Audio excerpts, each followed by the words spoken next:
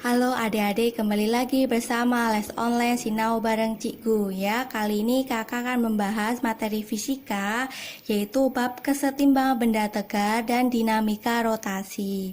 Jadi di video kakak sebelumnya, kakak sudah menjelaskan apa itu tentang kesetimbangan benda tegar, kemudian mencari nilai torsi atau momen gaya sudah ya. Nanti bisa disimak video kakak sebelumnya biar lebih jelas materi-materi di bagian kesetimbangan benda tegar dan dinamika rotasi. Nah, sekarang kakak akan menjelaskan materi bagian dinamika rotasi ya. Oke, sebenarnya materi dinamika rotasi ini kita flashback lagi di kelas 10 ya. Di kelas 10 kita sudah belajar mengenai kalau di gerak translasi ya, di gerak lurus itu kita sudah mengenal tentang hukum Newton yang pertama dan hukum Newton yang kedua. Semoga masih ingat ya. Jadi di sini kita agak berpikir tentang masa lalu sedikit ya. Kita bergerak di gerak translasi.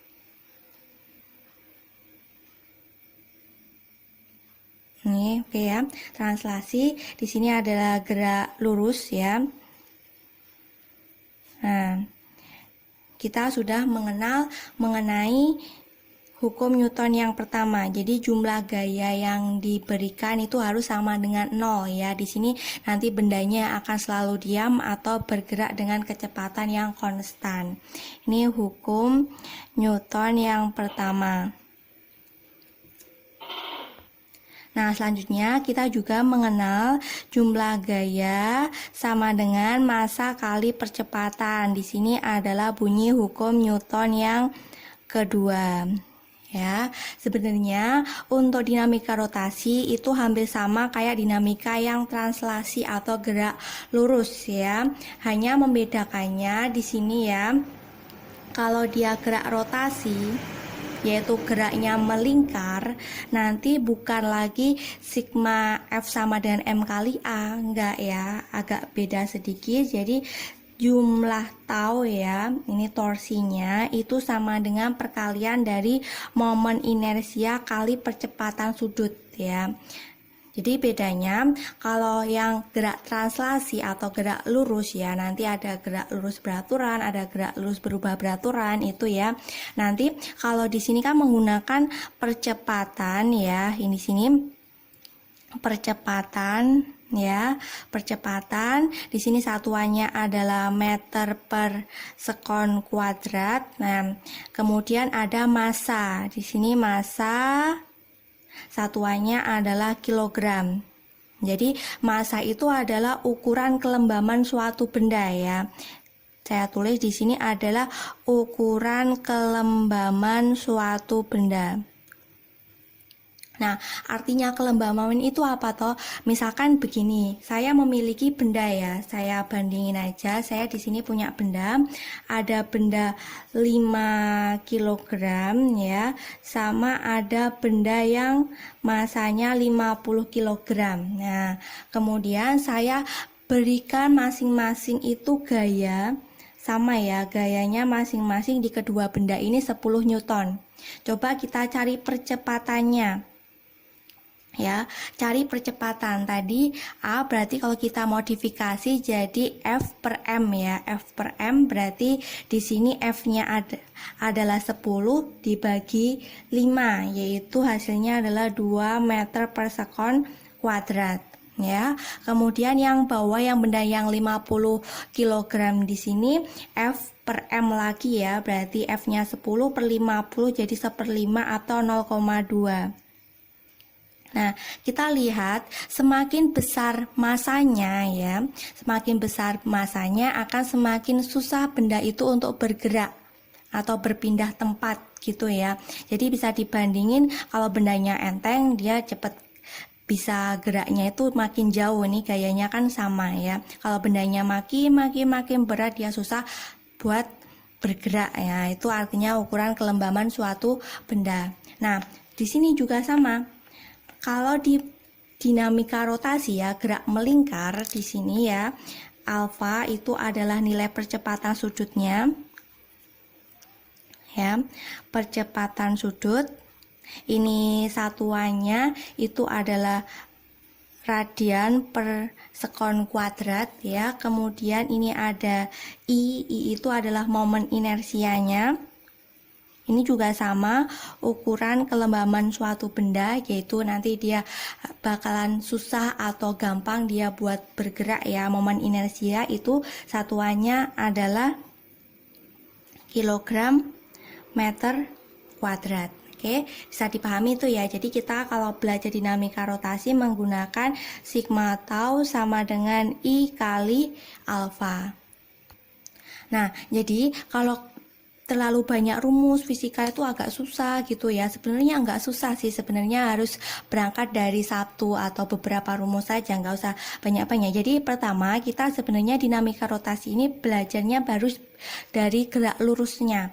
Nah, di konsep di gerak lurus ya kita mengenal ada namanya posisi. Itu satuannya ada meter ya. Nah, di gerak melingkar, di gerak rotasi ini juga sama. Ada posisinya itu theta, satuannya ini radian. Hanya dimodifikasi sedikit aja. Kemudian di gerak lurus itu ada kecepatan, satuannya meter per sekon. Di sini juga sama, di gerak melingkar ada kecepatan sudut omega. Ini satuannya rad per second ya. Kemudian di gerak lurus mengenal ada namanya percepatan. Percepatan itu meter per sekon kuadrat.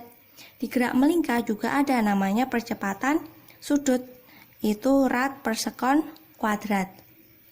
Nah, kalau di gerak lurus ukuran kelembaban bendanya tadi menggunakan massa ya. Massa satuannya kilogram. Kalau di gerak melingkar menggunakan momen inersia.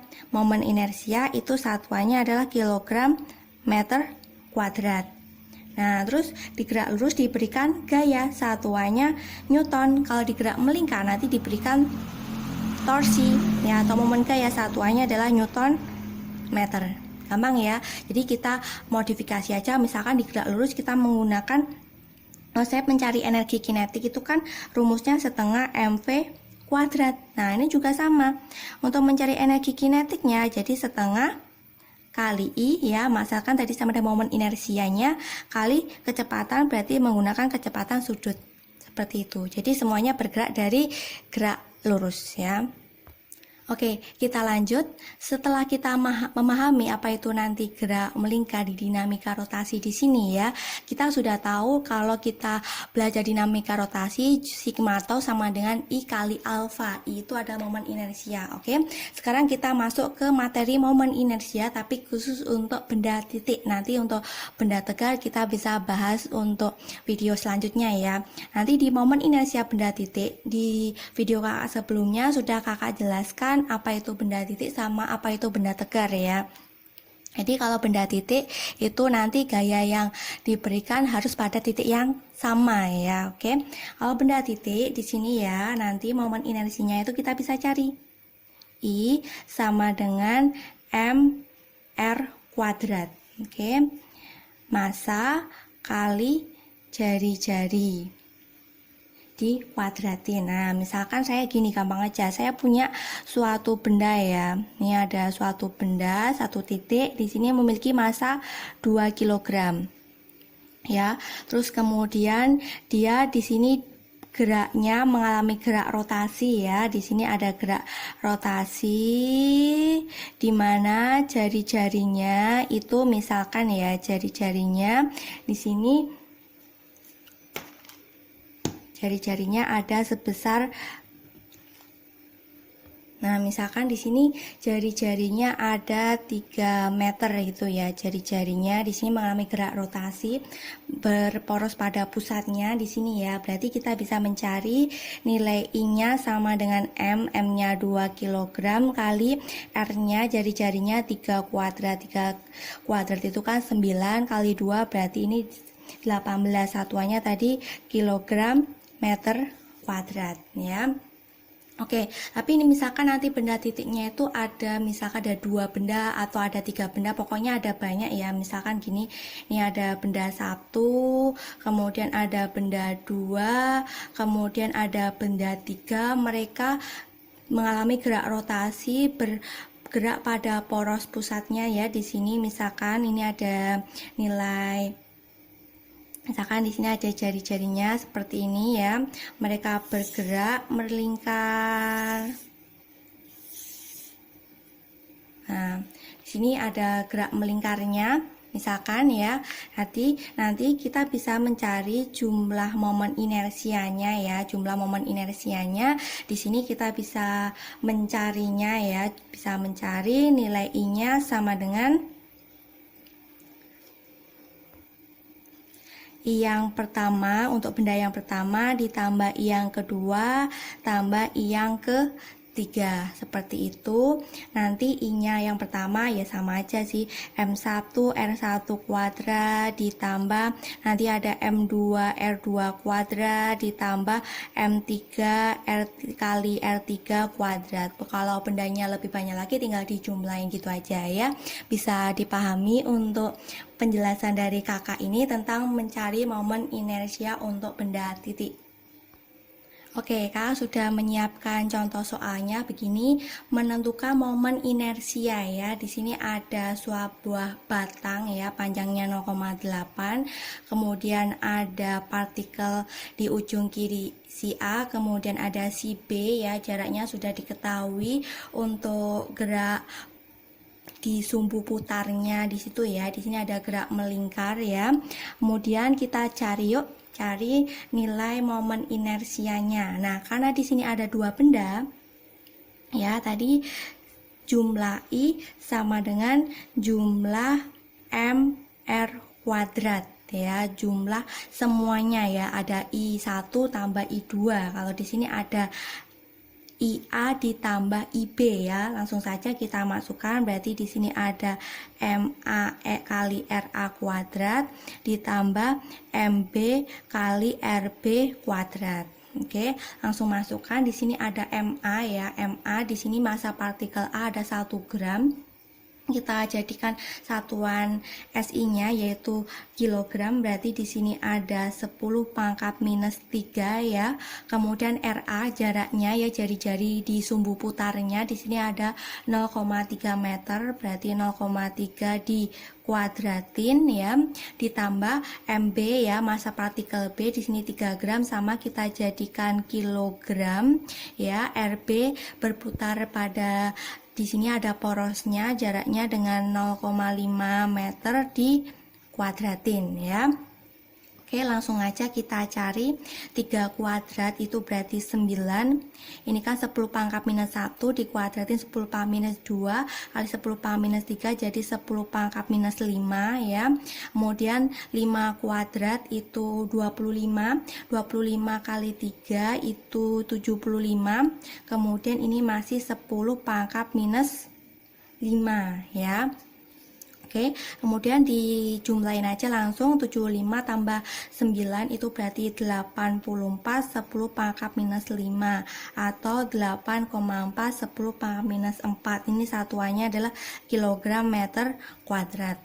Jadi gampang ya untuk menentukan momen inersia dari benda titik. Oke, semoga bisa dipahami penjelasan kakak tentang bab kesetimbangan benda tegak dan dinamika rotasi. Semoga bermanfaat. Jangan lupa like, share, dan subscribe Sinau Bareng Cikgu dan follow IG PR Matfiskin Online. Kalau nanti yang pengen tanya-tanya soal, tanya PR, tugas sekolah, tugas yang udah kuliah, bisa DM kakak ya di IG ini. Terima kasih, sampai ketemu lagi.